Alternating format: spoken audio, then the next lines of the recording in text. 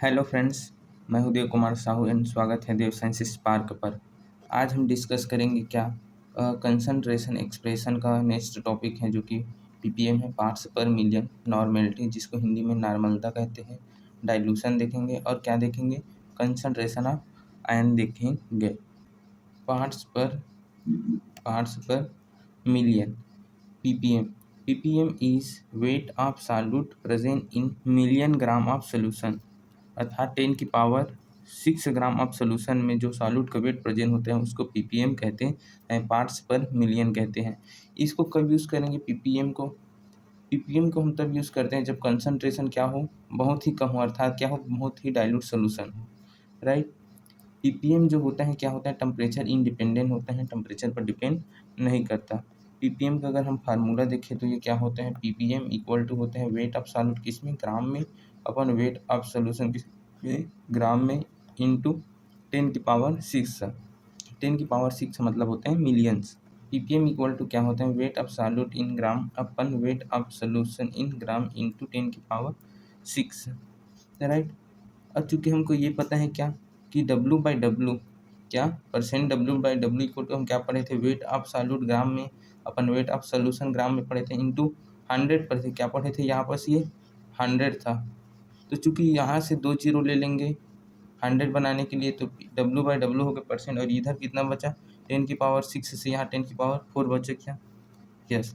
तो एक रिलेशन आते हैं ppm equal two percent W/W, percent W/W into 10 की पावर 4। ये हमको ये पता है कि percent W/W equal to weight of solute upon क्या, वेट ऑफ सोल्यूशन, ये भी ग्राम में होता था, ये भी ग्राम में, इंटू 100 होता था क्या, यस। तो इसी को हम क्या है, ये परसेंट वेट W/W, और क्या किए हैं, यहाँ 10 की पावर जो 6 है, यहाँ क्या है जो 10 की पावर 6 है, यहाँ से 100 लिए तो यहाँ 10 की पावर 4 हो गया, और ये बाकी जो हो गया क्या बन गया, परसेंट W/W बन गया। क्लियर।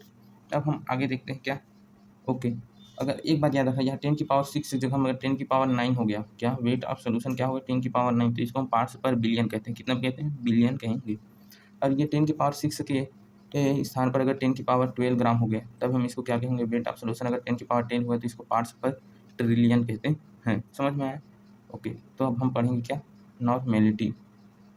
तो नॉर्मेलिटी क्या होता है, नॉर्मेलिटी इक्वल टू होता है क्या, जिसको हिंदी में नॉर्मलता बोलते हैं, इक्वल टू होता है क्या, नंबर ऑफ ग्राम इक्विवेलेंट, क्या, number of gram equivalent of solute dissolve in 1 litre of solution. 1 litre solution में ग्राम इक्विवेलेंटों की नंबर को हम क्या बोलते हैं, नॉर्मेलिटी या नॉर्मलता कहते हैं। इसका यूनिट को हम नॉर्मल से रिप्रेजेंट करते हैं, नॉर्मल से, राइट। ये टेम्परेचर इंडिपेंडेंट होता है कि डिपेंडेंट होता है, ये टेम्परेचर डिपेंडेंट होता है। ये क्या होता है, टेम्परेचर डिपेंडेंट होता है, क्यों, ये देखो क्या बोल रहे हैं, dissolve in 1 litre of solution, temperature बढ़ाओगे तो वॉल्यूम बढ़ेगा, वॉल्यूम बढ़ेगा तो नॉर्मलता घटेगा। इसका हम फार्मूला देखिए तो कैसे बनेगा, ये देखो, ग्राम इक्विवेलेंट ऑफ सॉल्यूट, नॉर्मलता इक्वल टू क्या होगा, gram equivalent of solute upon volume of solution किसमें, लीटर में। अगर ये ml में हो तो ऊपर में क्या करेंगे, 1000 का मल्टीप्लाई कर देंगे, राइट। और ये ग्राम इक्विवेलेंट इक्वल टू क्या होता है, ग्राम इक्विवेलेंट इक्वल टू होता है क्या, weight upon equivalent weight, equivalent weight equal to क्या होता है, molar mass upon valency factor. अगर हम इक्विवेलेंट वेट के स्थान पर ये molar mass upon valency factor को रखेंगे तो क्या बनेगा, यहाँ वेट मोलर मास इंटू में क्या हो जाएगा, वैलेंसी फैक्टर होगा क्या, तो वेट और मोलर मास इक्वल टू क्या हो जाएगा, मोल हो जाएगा इंटू वैलेंसी फैक्टर। समझ में आया क्या।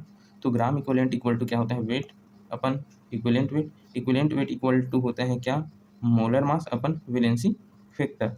अगर इसमें को वैल्यू को यहाँ पुट रखेंगे तो weight upon molar mass into क्या हो जाएगा, वैलेंसी फैक्टर। तो weight upon molar mass equal to क्या हो जाएगा, मोल इंटू वैलेंसी फैक्टर। समझ में आया क्या, यस। अब चूंकि ग्राम इक्विवेलेंट का वैल्यू को अगर हम यहाँ रखेंगे तो क्या होगा, ग्राम इक्विवेलेंट इक्वल टू क्या होगा, मोल into valency factor upon volume of solution in litre हो जाएगा, राइट।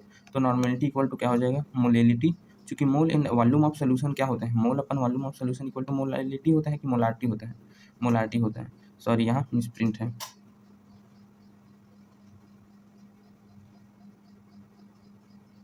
ओके, तो जब ये क्या हुआ, ग्राम इक्विवेलेंट इक्वल टू क्या होगा, ग्राम इक्विवेलेंट इक्वल टू क्या हो, मोल इंटू वैलेंसी फैक्टर। अगर ये वाले फार्मूला में हम ग्राम इक्विवेलेंट का वैल्यू रखेंगे तो mole into valency factor, upon volume of solution in litre, ये बन जाएगा क्या? Okay, mole upon volume of solution in litre equal to क्या हो जाएगा? मोलैरिटी हो जाएगा। क्या होगा? मोलारिटी होगा कैपिटल ए इंटू ये वैलेंसी फैक्टर। ये सब समझ में आया क्या? समझ में आया क्या? यस, ये क्वेश्चन बहुत इंपॉर्टेंट है। कौन कौन सा फार्मूला इसमें का? ये इंपॉर्टेंट है, और कौन इंपॉर्टेंट है? ये वाला, ये भी इंपॉर्टेंट है, और ये सारा क्वेश्चन क्या है? इंपॉर्टेंट है। क्लियर? अब हम आगे बढ़ते हैं। तो सर ये तो फार्मूला समझ में आया, फार्मूला में हम ग्राम इक्विवेलेंट निकालना सीख गए, इक्विवेलेंट में निकालना सीख गए, लेकिन ये वैलेंसी फैक्टर कैसे निकालेंगे? क्या वैलेंसी फैक्टर को हम कैसे निकालेंगे? हम इसका वैलेंसी फैक्टर निकालना सीखेंगे। तो कैलकुलेशन हम देखेंगे इसको, वैलेंसी फैक्टर। तो वैलेंसी फैक्टर अगर हम, हमारे पास अगर कोई एसिड है, क्या है? एसिड है, उसका वैलेंसी फैक्टर निकालना है तो हम क्या करेंगे? एसिड में जो वैलेंसी फैक्टर होता है किसके इक्वल होता है? Basicity of acid. Basicity of acid का मतलब क्या होता है? इसका मतलब होता है number of H plus released per molecule of acid in aqueous medium. जब हम एसिड को एक्वस मीडियम में डालेंगे, पानी में डालेंगे, तो जितना H प्लस रिलीज करेगा उसी को हम क्या बोलते हैं? Basicity of acid. तो जितना H प्लस रिलीज करेगा एसिड का जो वैलेंसी फैक्टर है क्या होगा? नंबर ऑफ H प्लस के इक्वल होगा। समझ में आया क्या? जैसे कि देखो, ये एसिड है HCl, क्या है? HCl हाइड्रोक्लोरिक एसिड है। इसको जब हम पानी में डालेंगे तो H प्लस और Cl माइनस में टूटेगा। चूंकि 1 H प्लस रिलीज कर रहे हैं इसलिए इसका वैलेंसी फैक्टर कितना है? 1 है। सिमिलरली नाइट्रिक एसिड HNO3, इसको भी पानी में डालेंगे तो H प्लस और NO3 माइनस में टूटेगा, तो इसका भी वैलेंसी फैक्टर कितना है? या एन फैक्टर 1 है। वैसे ही एसिटिक एसिड, ये भी क्या करेगा? CH3COO माइनस और H प्लस में टूटेगा, कितना H प्लस रिलीज करेगा? 1, इसके लिए इसका वैलेंसी फैक्टर कितना है? 1 है। Benzoic acid C2H5C double bond OO, ये माइनस में टूटेगा और H प्लस से प्लस में होगा, तो ये भी H प्लस H निकालेगा, इसलिए इसका वैलेंसी फैक्टर क्या है? 1 है। वाटर कितना H प्लस देते हैं? ये 2 H प्लस देते हैं, इसलिए इसका वैलेंसी फैक्टर 2 है। हाइड्रोजन सल्फाइड, इसका वैलेंसी फैक्टर 2 है क्योंकि ये भी 2 देगा। ये क्या देगा? 2H प्लस प्लस क्या देगा? SOS2 माइनस, ये देगा क्या? परऑक्साइड, ये भी 2 H प्लस देगा। सल्फ्यूरिक एसिड, ये भी 2 H प्लस देगा। ऑर्गेनिक बोरिक एसिड H3BO3, ये जो होगा 1 H प्लस देगा। H3PO2, ये क्या है?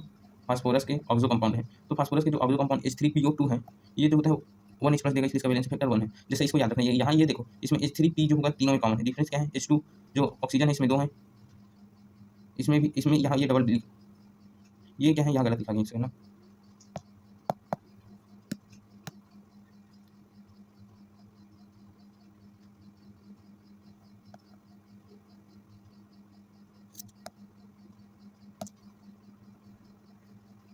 ओके,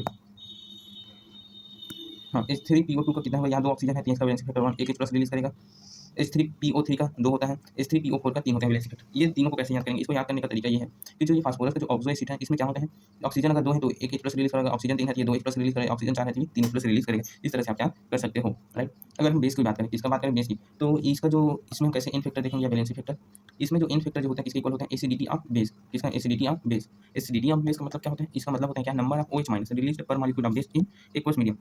जब हम किसी बेस को एक्वस मीडियम में डालेंगे तो जितना OH माइनस रिलीज करेगा उसी को हम उसका क्या कहेंगे? एसिडिटी ऑफ बेस कहेंगे। और जो इन फैक्टर होगा वो किसके इक्वल होगा? Number of OH minus equal होगा। जैसे कि एग्जांपल देख लेते हैं यहाँ पर, मान लो बेस हमारे पास सोडियम हाइड्रोक्साइड है, NaOH है, तो ये इसको जब डालेंगे पानी में तो Na प्लस OH माइनस में टूटेगा, तो कितना OH माइनस रिलीज किया? 1, तो इसका फैक्टर 1।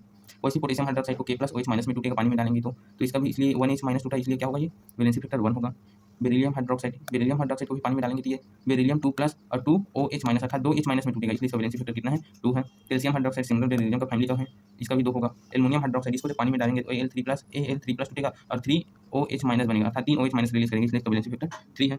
समझ में आया क्या? अगर हम साल्ट को देखें तो साल्ट में क्या होता है? जो इन फैक्टर इक्वल होता है क्या? टोटल पॉजिटिव या total negative charge per unit salt. जब हम साल्ट को क्या करेंगे?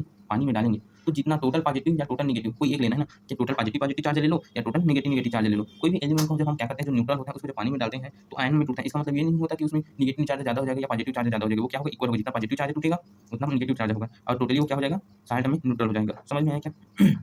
जैसे कि एक साल्ट है, क्या है?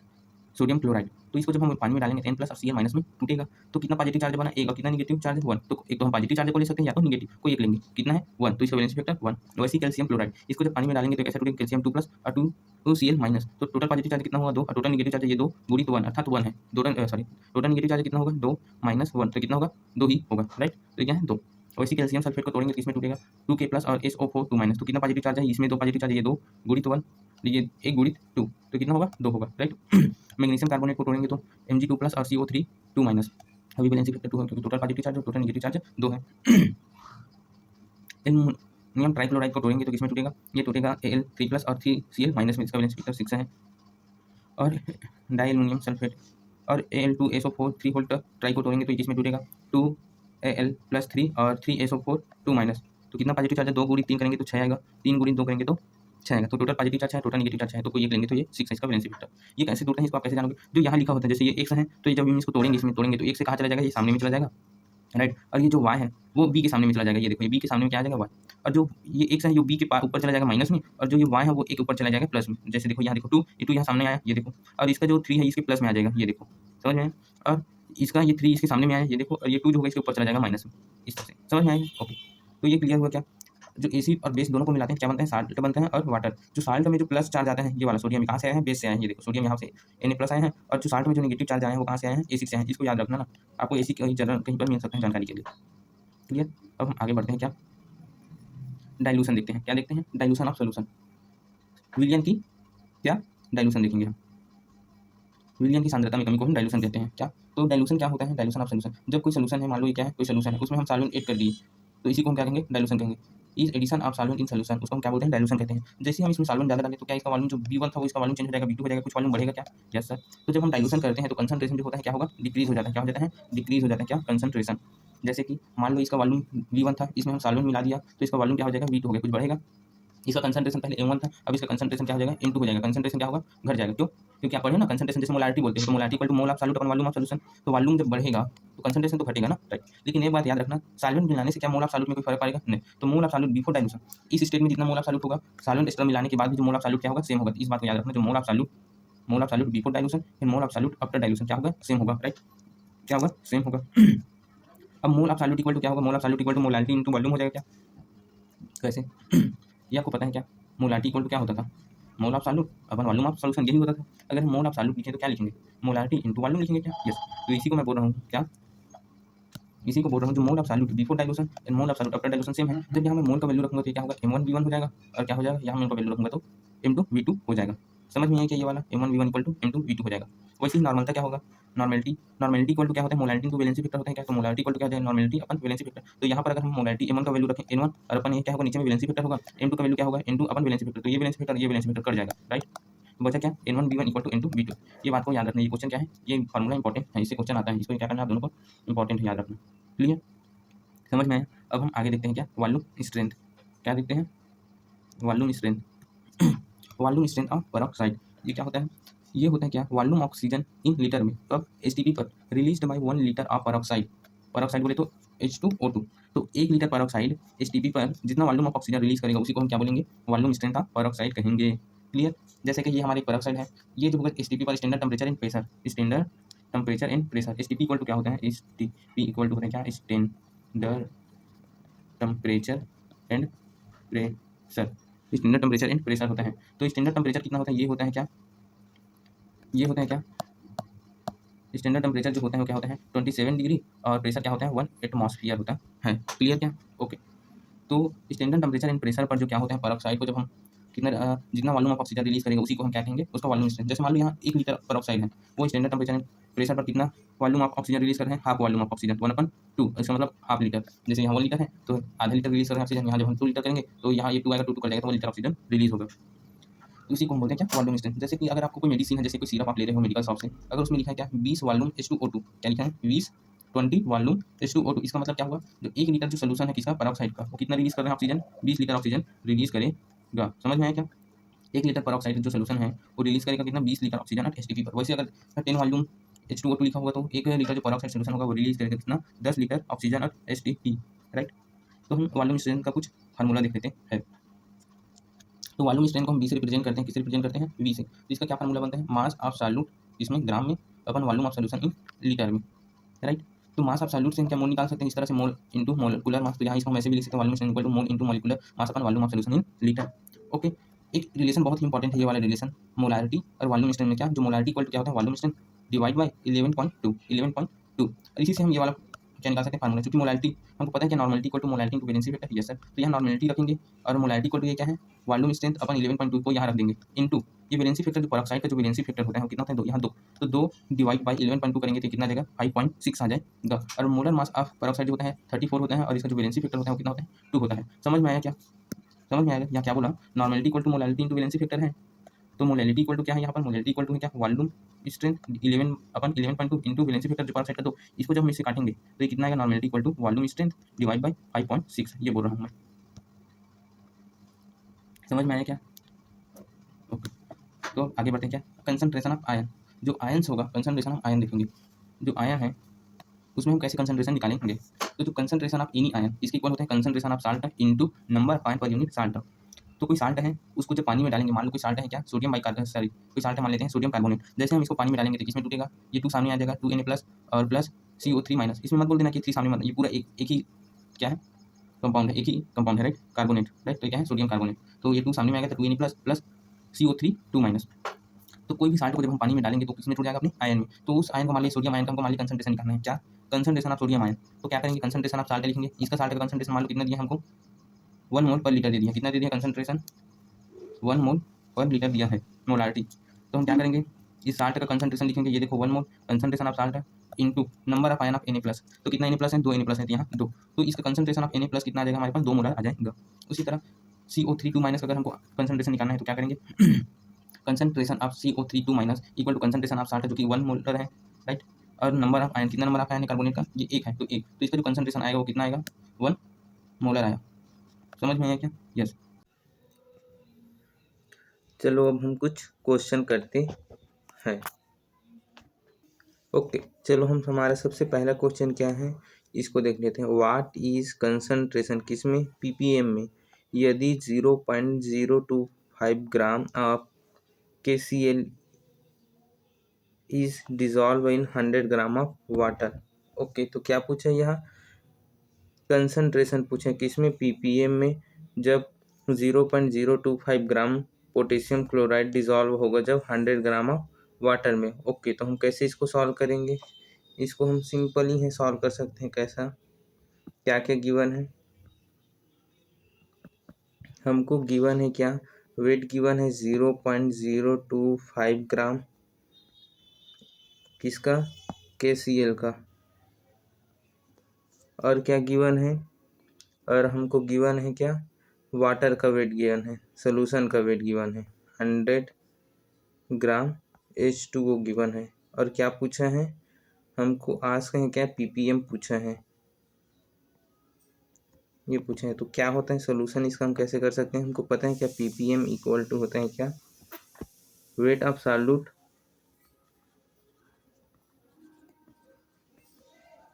अपन क्या, वेट ऑफ सोल्यूशन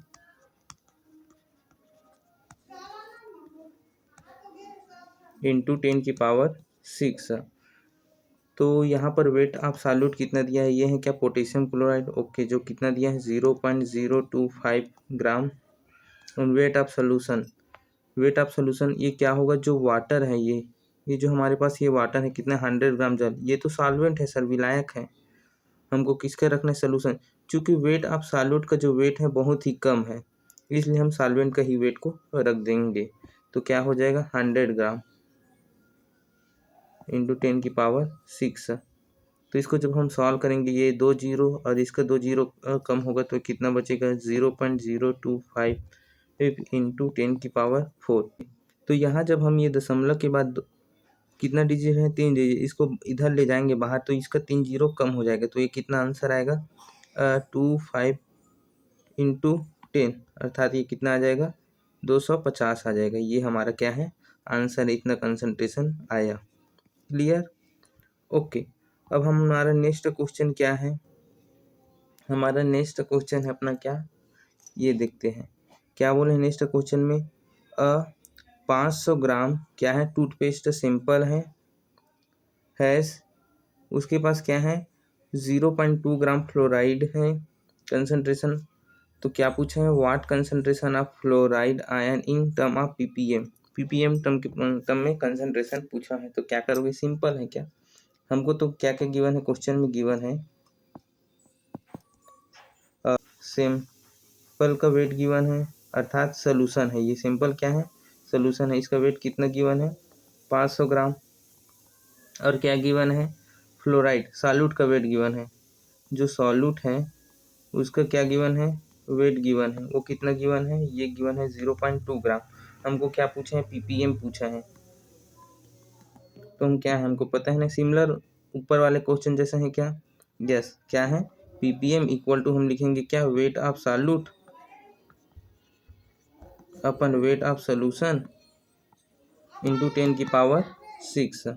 तो इसको जब सॉल्व करेंगे तो कितना आ जाएगा, वेट ऑफ सॉल्यूट कितना है 0.2 ग्राम है, वेट ऑफ सोल्यूशन कितना है 500 ग्राम है इंटू 10⁶ है। जब हम इसको सॉल्व करेंगे तो ये क्या होगा 2 जीरो इसका 2 जीरो इसको ख़त्म और ये क्या हो जाएगा 0.2 इंटू 10⁴ एक जीरो हटेगा तो एक जीरो कम हो जाएगा तो ये कितना आंसर है 10⁻3 2 इंटू 10⁻3 ये हमारा क्या होगा ppm अर्थात ये कितना आ गया 2000 आ गया 2000 ppm हमारा क्या है आंसर है।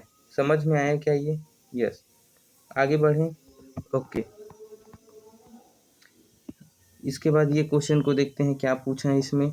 वाट many gram of dibasic acid, dibasic acid का वेट पूछा है ग्राम में, राइट, जिसका मोलर मास कितना है 200 है। मोलर मास कितना है 200 है। Should be present in 100 ml of the aqueous solution to give 0.1 normal. समझ में आया क्या पूछा है। How many gram dibasic acid जिसका मॉलिक्यूलर वेट 200 है जो प्रेजेंट है कितना 100 ml ऑफ एक्वस सोल्यूशन जिसका नॉर्मेलिटी कितना है 0.1 नॉर्मल है। तो इसको हम कैसे सॉल्व करेंगे सोल्यूशन देखते हैं। तो क्या क्या गिवन है हमको क्वेश्चन में गिवन है क्या सोल्यूशन का नॉर्मेलिटी गिवन है क्या गैस कितना है 0.1 नॉर्मल और क्या गिवन है वॉल्यूम ऑफ सोल्यूशन गिवन है किसमें ml में कितना ml है 100 ml। हमको क्या निकालना है और इसको हमको क्या निकालना है वेट निकालना है। क्या निकालना है वेट ऑफ डाइबेसिक एसिड का। ओके, कैसे निकालेंगे नॉर्मेलिटी इक्वल टू हमको पता है क्या क्या ग्राम इक्विवेलेंट ऑफ सॉल्यूट अपन क्या होता है वॉल्यूम होता है इसका सोल्यूशन का इसमें लीटर में, राइट। क्योंकि वॉल्यूम हमको किसमें गिवन है ml में गिवन है तो हम क्या करेंगे ग्राम इक्विवेलेंट ऑफ सॉल्यूट इंटू 1000 अपन क्या करेंगे वॉल्यूम ऑफ सोल्यूशन इसमें हो जाएगा ये ml में। समझ में आया क्या? ओके, हमको नॉर्मेलिटी इक्वल टू क्या क्या है मिल गया ग्राम इक्विवेलेंट नहीं पता और क्या पता है ग्राम इक्विवेलेंट बच गया। तो क्वेश्चन में क्या क्या गिवन है एक तो गिवन है नॉर्मेलिटी गिवन है वॉल्यूम ऑफ सोल्यूशन और ग्राम इक्विवेलेंट नहीं गिवन है। तो हम कैसे करेंगे हमको ये पता है क्या ग्राम इक्विवेलेंट इक्वल टू क्या होता है इक्वल टू होता है क्या वेट अपन क्या होते हैं इक्विवेलेंट वेट यही होता है क्या यस ये होता है। ओके, और इक्विवेलेंट वेट इक्वल टू क्या होता है इक्विवेलेंट वेट इक्वल टू क्या होता है इक्विवेलेंट वेट इक्वल टू होता है क्या molar mass upon valency factor. क्योंकि मोलर मास आप सॉल्यूट कितना दिया है 200 दिया है क्या ये देखो 200 दिया है यस। तो यहाँ मोलर मास रख दो 200 200 डिवाइड बाय वैलेंसी फैक्टर क्या है डाइबेसिक एसिड है तो इसका वैलेंसी फैक्टर 2 बेस देगा इसलिए इसका वैलेंसी फैक्टर 2 हो जाएगा। इसको सॉल्व करेंगे कितना आ जाएगा ये 100 आ जाएगा। ओके, तो यहाँ रख दो तो क्या आ जाएगा weight divide by equivalent weight कितना हुआ इक्विवेलेंट वेट हमारे पास है कितना ये देखो 100 ये 100 रख दो, राइट। ये समझ आया इतना? ओके, अब हमको क्या पूछा है तो इक्विवेलेंट वेट आ गया क्या यस कितना है ग्राम इक्विवेलेंट वेट अपन 100। तो इसको हम क्या कर देंगे नॉर्मेलिटी इक्वल टू इस ग्राम इक्विवेलेंट की जगह में क्या रख देंगे इसको रख देंगे क्या वेट अपन 100, राइट, इनटू क्या कर देंगे volume of solution in ml में कितना दिया है ये भी है 100 दिया है क्या यस और ऊपर में हम किसका गुणा किया है 1000 के क्यों क्योंकि ये ml में दिया है और ये इसलिए, राइट। तो जब हम इसको सॉल्व करेंगे तो कितना आ रहा है और नॉर्मेलिटी का वैल्यू पता है क्या कितना है हमारे पास 0.1 नॉर्मल इसको भी रख दो 0.1 नॉर्मल इक्वल टू वेट ये 3 जीरो और ये 2 जीरो और एक 3 जीरो ये कटेगा तो कितना आ गया नीचे में 10 आएगा क्या यस ये 10 आ जाएगा। और इसको जब हम सॉल्व करेंगे तो वेट इक्वल टू कितना आ जाएगा वेट इक्वल टू 0.1 इंटू 10 तो कितना आ जाएगा 1 ग्राम आया कितना है 1 ग्राम ये हमारा आंसर है। ये क्वेश्चन समझ में आया क्या? हम कितना वेट पूछे डाइबेसिक का पूछा है जो प्रेजेंट है 100 ml ऑफ द सोल्यूशन तो हमको गिवन था इतना नॉर्मल 0.1 नॉर्मल सोल्यूशन गिवन था और उसका वॉल्यूम कितना था 100 ml। तो हमको पता था नॉर्मेलिटी इक्वल टू क्या होता है ग्राम equivalent of solute upon volume of solution in litre पता है क्या यस। तो ग्राम इक्विवेलेंट ऑफ सॉल्यूट और चूंकि वॉल्यूम ऑफ सोल्यूशन किसमें ml में ऊपर में 1000 का गुणा कर देंगे। Okay, gram equivalent equal to क्या होता था वेट अपन इक्विवेलेंट वेट और इक्विवेलेंट वेट इक्वल टू क्या होता है मोलर मास इनटू वैलेंस अपन वैलेंसी फैक्टर। तो मोलर मास कितना गिवन है क्वेश्चन में 200 गिवन है क्या ये देखो यस सर और वैलेंसी फैक्टर चूंकि क्या है डाइबेसिक है कैसे है डाइबेसिक अर्थात 2 OH माइनस देगा तो इसका वैलेंसी फैक्टर कितना है 2 है, राइट। जब इसको सॉल्व करेंगे तो 100 आएगा। तो इसमें अगर इक्विवेलेंट वेट का वैल्यू 100 रखोगे यहाँ तो ग्राम इक्विवेलेंट इक्वल टू क्या है वेट अपन 100 आ गया। ओके, तो यहाँ ग्राम इक्विवेलेंट ऑफ सॉल्यूट में वेट अपन 100 को हम यहाँ रखेंगे ये 100 है, राइट। ग्राम इक्विवेलेंट में क्या रखेंगे वेट अपन 100 और नीचे में क्या है वॉल्यूम ऑफ सॉल्यूशन ml में कितना दिया है ये देखो 100 दिया है 100 रख दो ऊपर में 1000। जब इसको हम सॉल्व करेंगे तो कितना आ जाएगा इसको सॉल्व करेंगे तो जो वेट आएगा वो कितना आएगा जब हम इसको सॉल्व करेंगे तो जो वेट आएगा कितना आएगा 1 ग्राम आएगा। क्लियर? यस। अब हम नेक्स्ट क्वेश्चन अपना देखते हैं वो क्या है। नेक्स्ट क्वेश्चन क्या पूछा है how many gram of H3PO4 जिसका मोलर मास 98 ग्राम है, right, required to make 250 ml of 0.5 normal solution. तो क्या पूछा है वेट पूछा है H3PO4 का ताकि वो कितना बना सके 250 ml ऑफ सोल्यूशन बना सके जिसका नॉर्मेलिटी कितना हो 0.5 नॉर्मल हो। तो इसको कैसे सॉल्व करेंगे ऊपर जो क्वेश्चन है सिमिलर वैसी है क्या इसको आप बना लोगे कि सॉल्व करूँ इसको आप बना लोगे, HW है, क्या है, होमवर्क है। क्यों, इसमें बस आपको वैलेंसी फैक्टर इसका क्या रखने का पड़ेगा, H3O4 का इसका वैलेंसी फैक्टर आपको रखना पड़ेगा कितना, इसका वैलेंसी फैक्टर जो होता है H3PO4 का जो N फैक्टर जो होता है वो कितना होता है, वो होता है 3, क्योंकि यहाँ 4 ऑक्सीजन है। इसको बस याद रखो, बाकी ये क्वेश्चन सिमिलर ऊपर जैसे हैं। यहाँ हम 2 रखे हैं, यहाँ पर कितना 2 रखे हैं, उसकी जगह में आप 3 रख देना। ओके, और ये जो वॉल्यूम कितना है 250 ml है, जो यहाँ हम वॉल्यूम कितना रखे हैं, यहाँ 100 ml रखे हैं, इसकी जगह में आपको यहाँ 250 ml रख देना। बाकी ये क्वेश्चन सेम है, क्लियर। ओके, अब नेक्स्ट और क्वेश्चन देखते हैं। इस क्वेश्चन में क्या बोला है, what will be the normality when 250 ml of 0.5 normal HCl mixed with 300 ml, जिसका नॉर्मेलिटी कितना है 0.2 नॉर्मल HCl। तो हमको क्या पूछा है, नॉर्मेलिटी पूछा है इसका कब, जब 250 ml जिसका नॉर्मेलिटी कितना है 0.5 नॉर्मल HCl को मिक्स करेंगे 300 ml of 0.2 normal of HCl। तो समझ में आया क्या, अभी देखते हैं क्या पूछा है। और एक सोल्यूशन ए है, राइट, और एक सोल्यूशन क्या है, बी है। सोल्यूशन ए का जो नॉर्मेलिटी है वो वॉल्यूम कितना दिया है, V1 है इसका 200 ml और इसका जो नॉर्मेलिटी है वो कितना है 0.5 नॉर्मल, और जो बी है उसका जो वॉल्यूम जो है वो कितना है 300 ml है और नॉर्मेलिटी कितना है 0.2 नॉर्मल। ए और बी दोनों क्या है, ए भी HCl है और बी भी HCl है। इन दोनों को हम क्या कर दिए हैं, मिक्स कर दिए हैं, तो नॉर्मेलिटी पूछा है किसका, मिक्सचर का। तो कैसे निकालोगे, normality of mixture equal to N1 V1 plus N2 V2 अपन क्या होता है V1 प्लस V2, ये इसका फार्मूला होता है नॉर्मेलिटी ऑफ मिक्सचर निकालने का। तो हम सिंपल फार्मूला में वैल्यू रख दो, तो कितना आ जाएगा, N1 कितना है, N1 है 0.5 नॉर्मल, V1 कितना है 200 ml प्लस N2 कितना है 0.2 नॉर्मल इंटू V2 कितना है 300 ml, राइट। नीचे में B1 एंड B2 कितना हो जाएगा 300 एंड 200 इक्वल टू 500 हो जाएगा, राइट। तो नॉर्मेलिटी ऑफ मिक्सचर कितना आया, इसको सॉल्व करोगे तो ये 0 हटा, ये 0 कम हो जाएगा, ये 0 दशमलव हटाएंगे तो ये 0 कम हो जाएगा, तो कितना हो जाएगा 5 दूनी 10 100 ये हो जाएगा, प्लस ये कितना हो जाएगा 3 दूनी 6 ये हो जाएगा 60, राइट। डिवाइड बाई कितना हो जाएगा 500, इसको सॉल्व करोगे तो कितना आ जाएगा 160/500, ये 0 0 खत्म हो जाएगा तो कितना हो जाएगा 16/50। इसको आप सॉल्व कर लेना, तो ये क्या हो जाएगा, मिक्सचर का नॉर्मेलिटी आ जाएगा। समझ में आया क्या, यस। आगे बढ़े। ओके, ये क्वेश्चन में क्या बोल रहा है, ये क्वेश्चन में बोल रहे हैं 20 ml H2SO4 सोल्यूशन है जो क्या हो कंप्लीटली न्यूट्रलाइज बाई 25 ml जिसका नॉर्मेलिटी कितना है 0.1 नॉर्मल सोडियम हाइड्रोक्साइड सोल्यूशन के साथ। फाइंड करना है क्या, नॉर्मेलिटी ऑफ H2SO4। क्वेश्चन को ध्यान से देखो, 20 ml ऑफ H2SO सोल्यूशन, ये क्या है, सोल्यूशन है, ये completely neutralise by 25 ml of 0.1 normal sodium hydroxide. Find the normality of the H2SO4 का नॉर्मेलिटी पूछा है। तो मान लेते हैं एक ए है और एक बी है। ए क्या है, मान लेते हैं सोडियम हाइड्रोक्साइड, और बी क्या है H2SO4। सोडियम हाइड्रोक्साइड का जो वॉल्यूम कितना है V1 है हमारे पास 25 ml, और V2 है क्या, V2 है ये जो H2SO4 का वॉल्यूम है 20 ml, और सोडियम हाइड्रोक्साइड का जो नॉर्मलता है वो कितना है 0.1 नॉर्मल है। ओके, अब हमको इसका नॉर्मलता पूछा है, ये पूछा है, तो कैसे निकालोगे इसको, हमको पता है क्या, डाइल्यूशन वाले से N1 V1 equal to N2 V2, right. तो क्या हो जाएगा, हमको N2 निकालना है, तो N2 इक्वल टू हो जाएगा क्या, N1 V1 अपन V2। तो N1 कितना है 0.1 है, इंटू V2 कितना है, V1 कितना है 25 ml है, अपन V2 कितना है, V2 है 20। तो इसको सॉल्व कर दो, तो इसको सॉल्व करोगे तो इधर इसको हटा दो तो ये 200 हो जाएगा, 200/25 25/200 ये आ जाएगा। इसको सॉल्व करोगे तो N2 का वैल्यू आ जाएगा, राइट। समझ में आया, तो समझ में आया तो थंब कर दीजिएगा, शेयर कर दीजिएगा, चैनल पर नए हो तो सब्सक्राइब कर दीजिएगा। Thanks for watching.